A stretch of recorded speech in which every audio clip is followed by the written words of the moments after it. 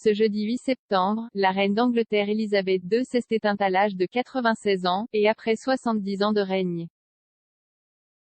C'est avec une immense tristesse que les Britanniques apprennent le décès de leur reine. Ce jeudi 8 septembre, la BBC a annoncé la mort d'Elisabeth II à l'âge de 96 ans. Elle régnait sur le Royaume-Uni et le Commonwealth 70 ans.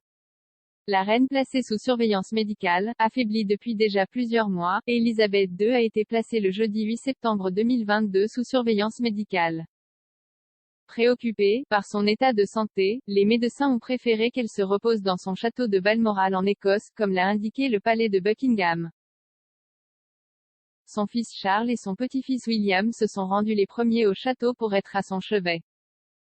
Le reste de ses enfants, la princesse Anne, et les princes Andrew et Edward s'y rendent également. De même pour son petit-fils Harry, qui se rend à Balmoral accompagné de Meghan. La veille, mercredi 7 septembre, la reine annulait une réunion importante sous le conseil de ses médecins.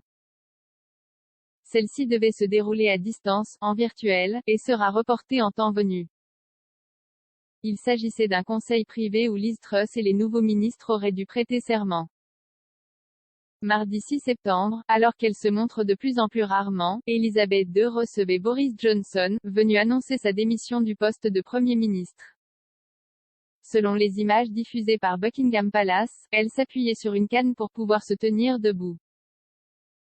Dans la foulée, elle accueillait Liz Truss, sa nouvelle dirigeante, 15e chef de gouvernement de ses 70 ans de règne, toujours au château de Balmoral, en Écosse. Des images rares, puisque la reine reçoit traditionnellement ses premiers ministres à Londres, au palais. London Bridge is down, comme le veut le protocole nommé London Bridge is down, en français, le pont de Londres s'est effondré. Les obsèques de la reine se dérouleront d'une manière décidée depuis les années 1960. Selon les règles, le Premier ministre britannique a été averti du décès de la reine par téléphone. Un communiqué officiel a ensuite été publié par Buckingham pour en informer les médias et le grand public. Si le drapeau de Buckingham Palace est généralement levé pour indiquer la présence de la reine, il a aujourd'hui, jour de l'annonce du décès, été abaissé dans les 10 minutes suivantes. Dans 10 jours se tiendront les funérailles d'Elisabeth II, à l'abbaye de Westminster à Londres. Le prince Charles sera alors automatiquement intronisé roi d'Angleterre. Il sera couronné dès le lendemain des funérailles et la succession au trône devrait, elle aussi, être retransmise à la télévision. Une fois les funérailles et le couronnement du prince passés, le cercueil de la reine sera transporté à Buckingham Palace. Un règne inégalé, très populaire dans le monde entier, le terme de reine d'Angleterre qui lui est attribué est en réalité erroné. En effet, Elisabeth II est bien née souveraine du Royaume-Uni, mais également de Grande-Bretagne et d'Irlande du Nord. Née à Londres en 1926 et troisième héritière du trône, après son oncle et son père, elle y accède le 6 février 1952 à seulement 25 ans.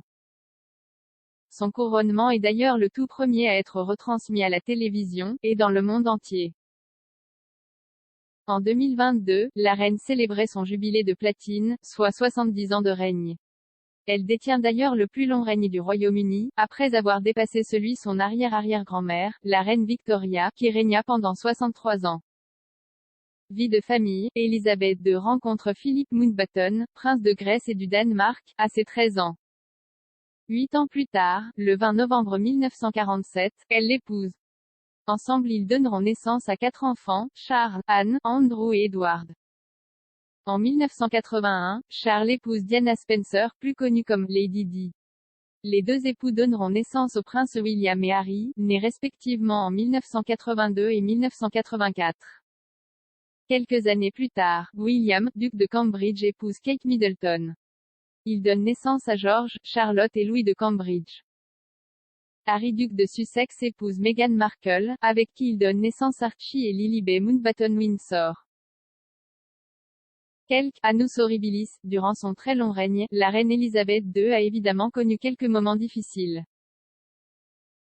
qui ont d'ailleurs parfois eu un impact négatif sur sa popularité. En 1979, l'oncle et mentor de son mari, Lord Mountbatten, est assassiné brutalement par l'IRA, armée républicaine irlandaise.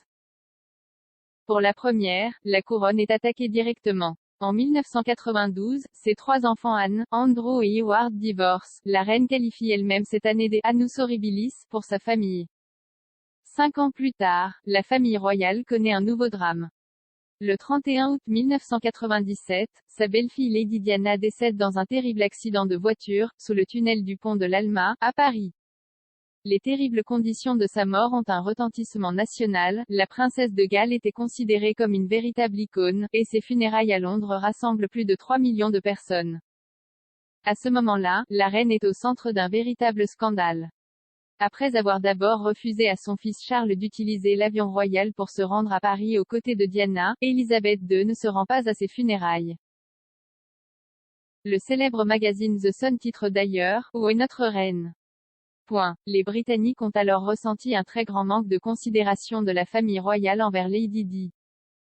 En 2002, la mère et la sœur d'Elisabeth II meurent presque simultanément. En 2021, son mari le prince Philippe décède et la laisse seule, en pleine crise sanitaire.